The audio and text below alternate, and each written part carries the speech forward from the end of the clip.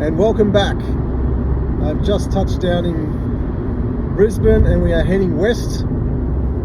I've got a little bit of running around the next couple of days, so I thought it's a good opportunity to do a few more videos and really explain a bit more around what our strategy is when it comes to property investment.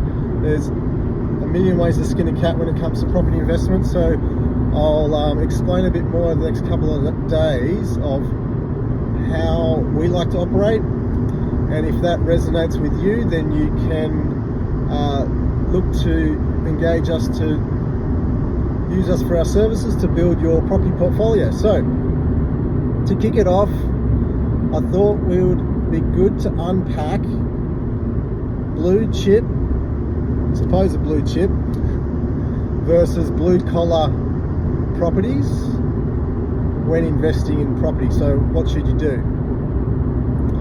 So if you've been following me for some time, you'd probably realize that I advocate investing for blue collar, which we'll get into, but we'll start by explaining the pros and cons of investing for blue chip. So blue chip properties, when buying blue chip properties, you're essentially buying the inner ring of capital cities. So for instance, say in Sydney, you'll be buying eastern suburbs, so the Bondis, Coogis, Tamaramanas, or the Lower North Shore, Mossman, Manly, or Inner West. That's blue chip in Sydney.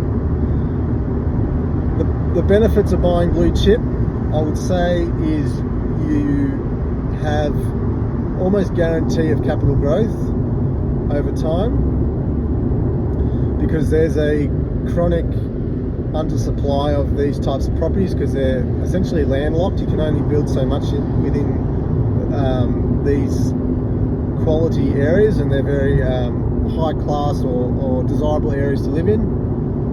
So a lot of people want to live there, especially Sydney is now more of a global city, so it draws on talent from around the world. So it draws on the talent that's competing with the likes of Hong Kong, Beijing, New York. So when these people come to Australia, and more so Sydney, they have money, so they continue to drive up the prices, because property is pretty much landlocked with height restrictions. You can only build so much. So you always get growth, which is good. However, when buying blue chip, you will guarantee sacrifice on the rental yield.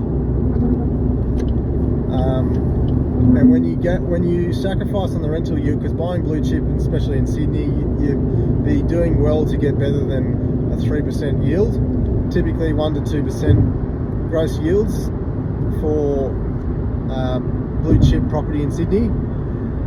And when you buy property that's $1 million plus properties with very low rental yields, the banks will lock you up and stop lending you money pretty much straight away. So unless if you're on 2 or 3, 400,000 big income, you'll still struggle to build. You can't build a property portfolio. It's unsustainable when buying blue chip property. It's just a fact. Reason being is when you buy property that's costing you money, it's negative geared, so it's costing you 20, 30, 40 grand a year to hold.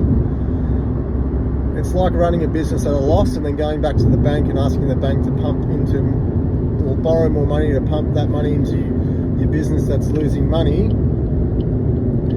They just don't do it until your rental yield or your income grows. Then they'll start lending you money again. So that's why most people who get into property investment and go down the blue chip route will get stuck at 1 or 2 properties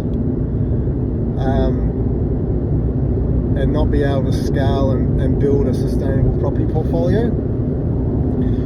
And if you want to go blue chip, you almost have to change your mindset in terms of how you look to, I guess, retire and live off your properties and that is essentially not by living off the rent, because the rental yields are so low.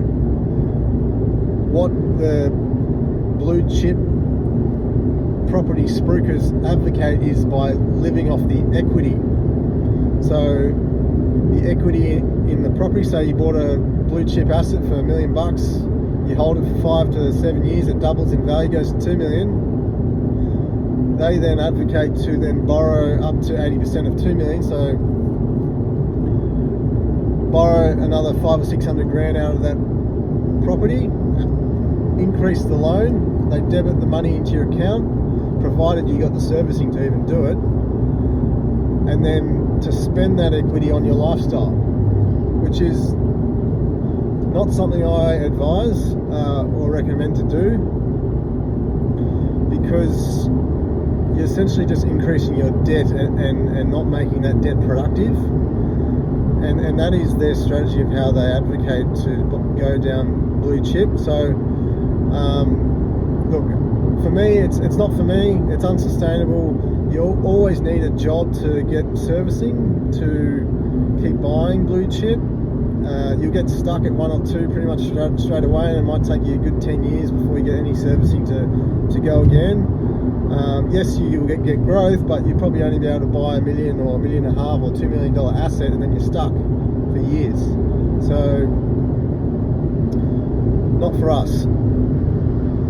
Versus if we go down blue collar, where you're buying properties in areas that are yet to go through gentrification, they've got a growing population, there's always demand for property because there's overseas net migration, which is always running hot because more of a political play, but Albanese doesn't want to get voted out, so he's going to keep the accelerator flat to the floor and bring in as many wealthy migrants as he can to prop the economy up and keep the cogs turning. So there's always going to be a demand for affordable rental accommodation in Australia. And when you buy blue collar between 200,000 and 500,000, it's under construction costs, so it's always going to have growth because it's compared to new properties that are built for more. The cash flows are better. You can pick them up with 5% plus, 6, 7s and 8s. They cash flow better. They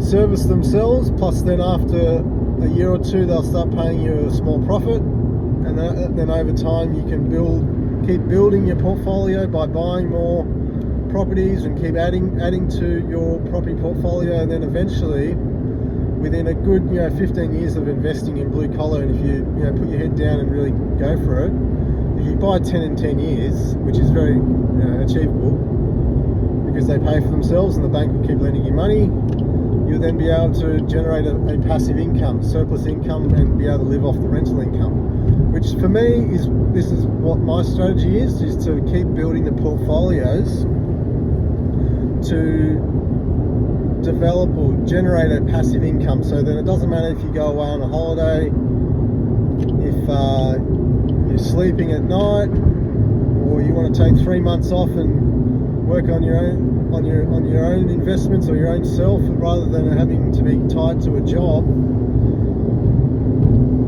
Building a portfolio in blue collar areas and with blue collar properties allows you to do that, because they pay for themselves and they eventually pay for your lifestyle, and then supplement your earned income by creating a passive income, and then it gives you more options in life to cut back on your day job, spend more time with your family and friends,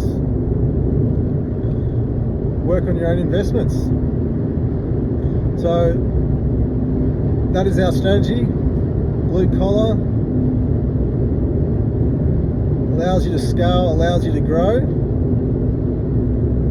In the next video, I'll go into a bit more detail of how we like to build our portfolios in blue collar, using blue collar properties. So stay tuned.